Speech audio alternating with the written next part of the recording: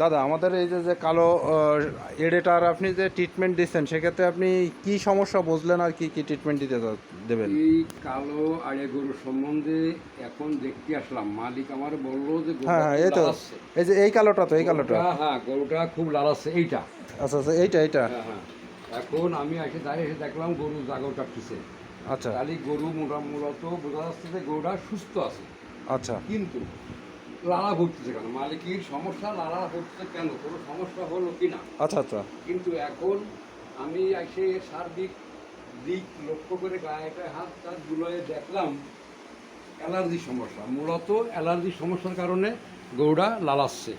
এখন আমি allergy treatment করে যাব, অ্যাট্রোপিন সাল এবং রেনাসিন একসঙ্গে ডাইলেশন করে মাংসে মারি দিয়ে যাচ্ছি। আর অ্যালার্জির জাতীয় যে বড়ি আছে, যে অন্য যে সমস্যাগুলো আছে ওষুধপত্র, জি জি সেইগুলো ব্যবহার করব। সেটা কি, হয়তো বড়ি হতে পারে, অ্যালার্জির ট্যাবলেট হতে পারে, বা ইঞ্জেকশন পুনরায় আবার 24 ঘন্টা পরে আবার দেওয়া রাখতে পারে। জি। যদি এতে আমরা উপকার পাই তাহলে ইঞ্জেকশন আর যাবো না, ট্যাবলেট দিয়ে আমরা এই অ্যালার্জি সারবো। আচ্ছা হচ্ছে এই গরুটার চিকিৎসা। আচ্ছা আচ্ছা, ঠিক আছে দাদা, তাহলে আপনি একটু ইনজেকশন করেন, আমরা একটু আচ্ছা। দেখি। আমাদের ডাক্তার রবিন দাদা ইনজেকশন করতেছে।